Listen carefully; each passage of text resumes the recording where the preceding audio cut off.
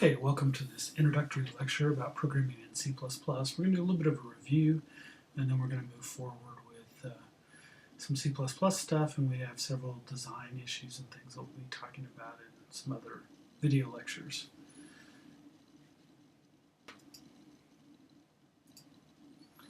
So we're going to talk a little bit about the concept of programming in C++ and object-oriented programming, as well as kind of a review of where we came from, so we understand the context in which we're discussing this.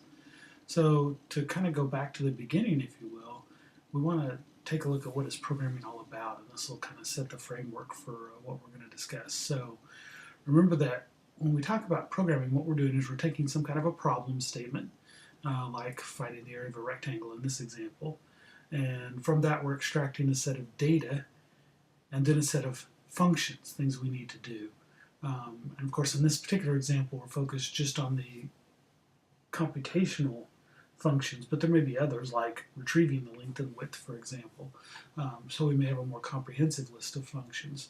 Then we're going to apply those functions to the data to solve the problem. And that's really all there is to programming. So the hard part is all this stuff at the top, defining what the problem is, extracting from that what all data do we need, and then the algorithms and other computational mechanisms that we need, as well as user interface, etc., to get the job done. And then it's just applying all those. That's why the design part and the analyst part, if you will, is so much more difficult. And in reality, the programming part is relatively simple once you know the language and you can translate from one domain, the problem domain, to the solution domain. So the concepts of programming have evolved over time. Programming was initially very unstructured. It was done by people who didn't have computer science degrees because they didn't exist. And so it was just, and it was also at a very low level, very close to the machine, very close to the processor, assembly language, and machine code. And then we developed more of a procedural approach. This is the concept I've been talking about taking a problem and pounding it into a two-dimensional space and then solving the problem that way, which for some problems is a fairly trivial thing to do, or they're already two-dimensional or even one-dimensional. But for a lot of the problems that we're tackling in today's programming world, the problems are three-dimensional, and so procedural approaches are not as effective. And so then comes object-oriented, and there are some others too, but we're not going to talk about them in this class. So object-oriented lets us kind of stay in that three-dimensional space, if you will, and solve the problem there as close to the real-world problem as possible, while abstracting the details of the environment on which we're going to run the code, the processor, etc. So in a procedural concept, we had a main program, and then we called a bunch of procedures, and as in the last two homeworks, you had those in separate files for the most part. So by calling the procedures, we hand over data as parameters and split up the work. And there's a list of some of the procedural languages. Of course, the one that we've been using is C. So we pass arguments to functions, we return values from functions. So for our rectangle problem, we develop a function called, for example, compute area. We pass it the length and width, it would do the multiplication, and return the value. In the object-oriented world, we have objects of the program interact by sending messages to each other. And they do this by calling their functions, but the functions are grouped with the data in an object instead of those two being sort of separate from each other. So objects then are abstractions of things in the real world, like the example I used in class of the baseball game and the players and the ball, etc. Classes include the data types, so they have shared common properties and attributes, and then objects are instances of those classes. So the class defines the type, the object is the actual realization of those. They have state. Some of the variables have values at a particular time, and that's going to become an important concept to us. They have operations, which are the methods that carry out various tasks that we want them to do. And they have messages, and these are the ones that are involved with communicating with other objects about what's happening. Like if we were to throw the ball from one player to the other, that would involve notifying the other player, hey, the ball's coming towards you, in our baseball scenario.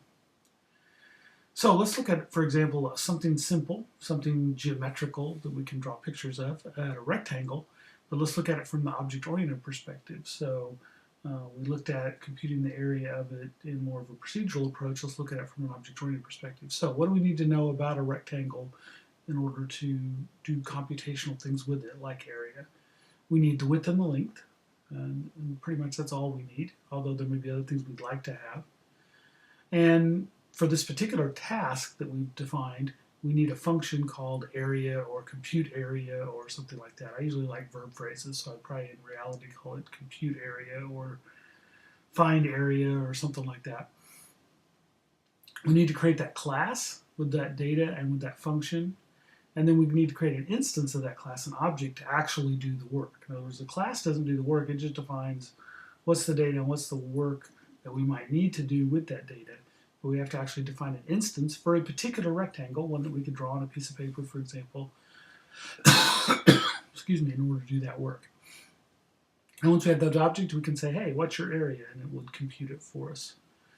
So we don't just write a procedure, we define a class that encapsulates all that knowledge. So that's really what class is all about, is encapsulating knowledge. And the knowledge that we're encapsulating is the data as well as the operations or the functions or the computational mechanisms that have to do with that particular data set and that particular representation. So we create it looking something like this. We'd have some data, width and length. That's going to be private because we don't want just anyone to be able to change it. And later we'll learn about how to create methods, primitive methods as I like to call them, to access the width and length, to set it as well as to retrieve it. We create something called a constructor. And this is a special function that has the same name as the class. And this is how we go about creating one. In this case, we're going to pass this constructor two values, a width and a length, and it's going to assign those values to those internal variables. And that's one of the ways we can set those internal variables. And then we're also going to include in the class the function area, which is going to return an integer, and that integer is going to be the result of multiplying the width times the length. And you'll notice that class definition is all in this kind of purpley blue box and ends with that closing curly bracket with a semicolon after it, much like when we define a structure. Remember the very real relationship between structures and classes. And then in main, what we would do is we'd create an instance of rectangle. Notice the use of the class name rectangle. We don't have to put struct or anything in front of it like we did with structures. And then rect is what we're going to call this particular one, so that's our variable name, if you will. 3, 5 are the functions we're passing to the constructor, which builds one of these.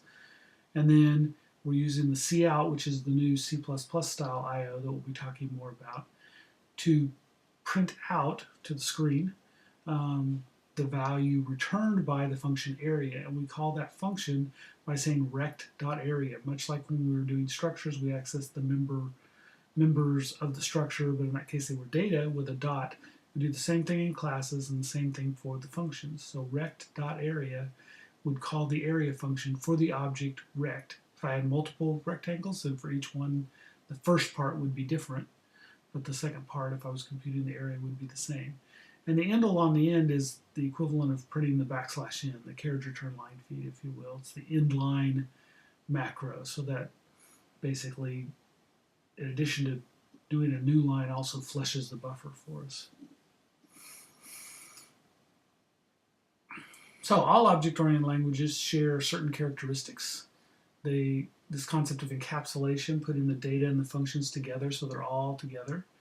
A capability called inheritance that we'll be talking about a little bit later, as well as this concept of something called polymorphism, which is one name, many meanings. And we'll run across several examples of that as we get more deep into object-oriented programming. For now, just remember the words, especially the last two, and we'll come across those more later.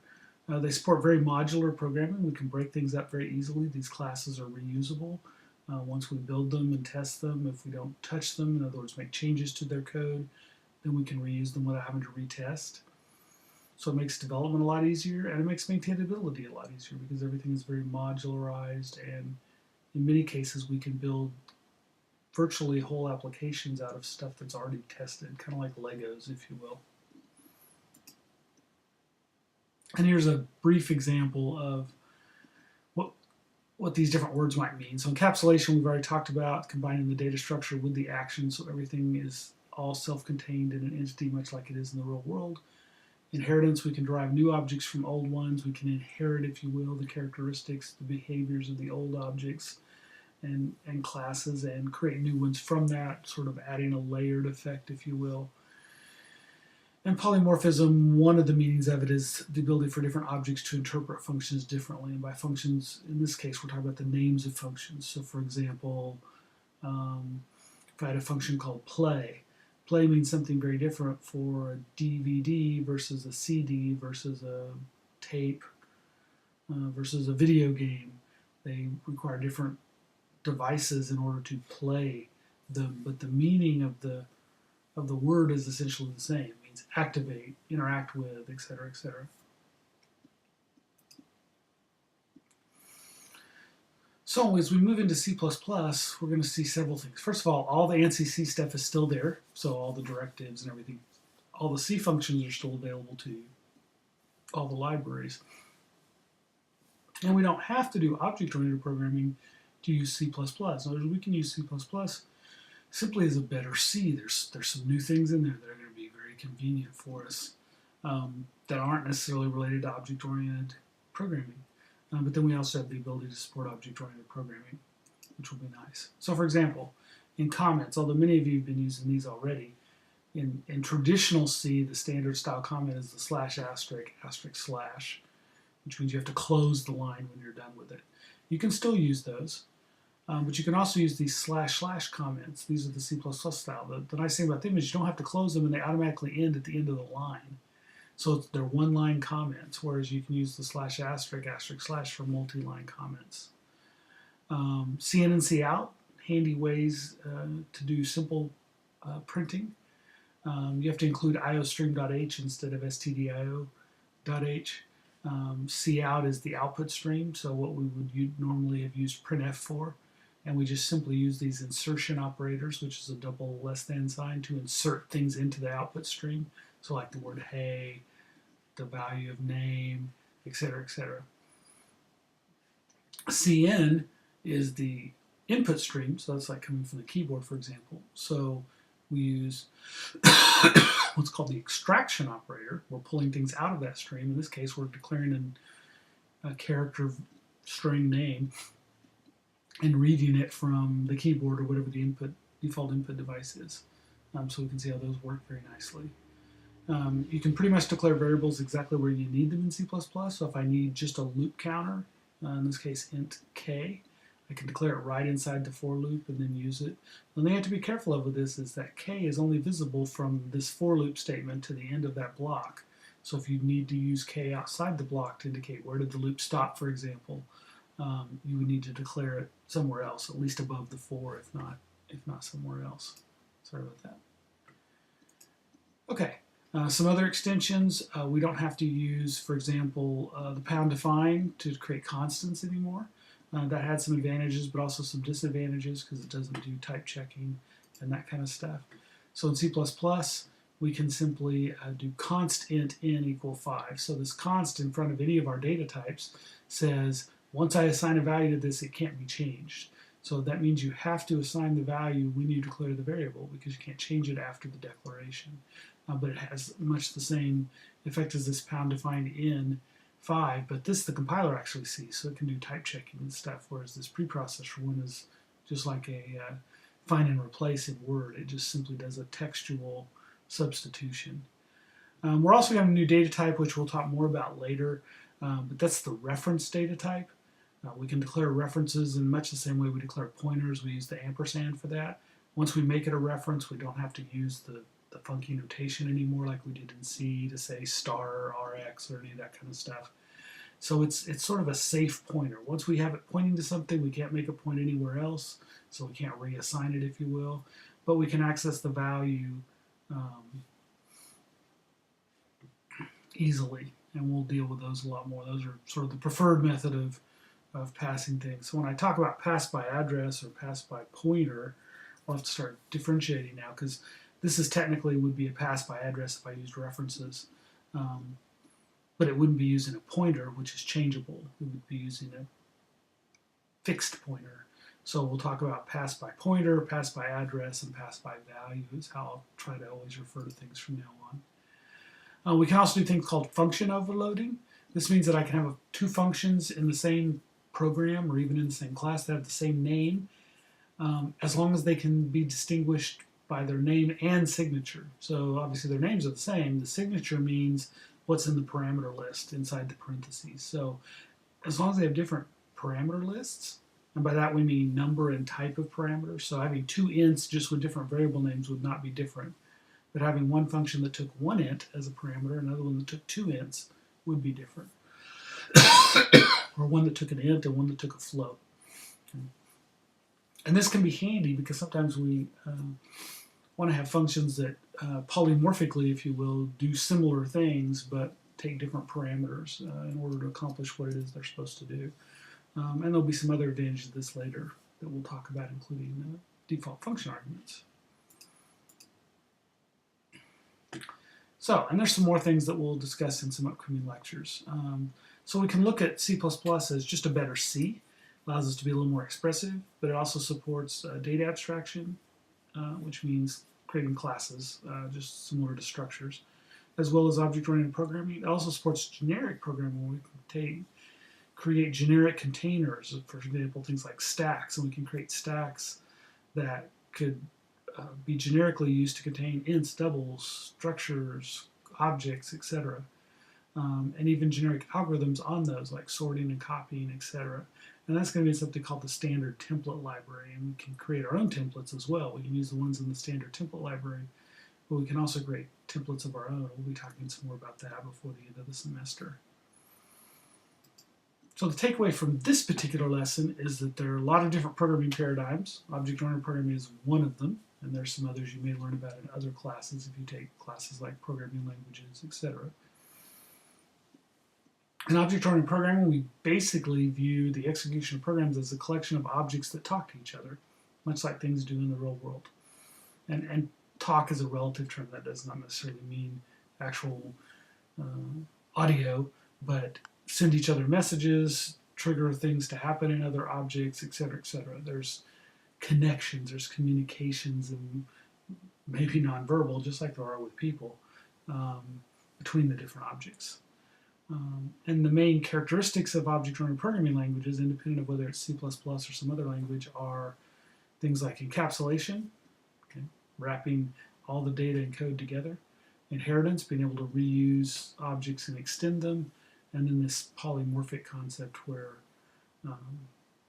one phrase or one action could have slightly different meanings depending on its context, although it should be similar. And we'll run across more of that later. So this concludes this kind of very introductory overview of our beginnings of a transition from C to C++, and so be sure to watch the other video lectures for this week as well to get more information.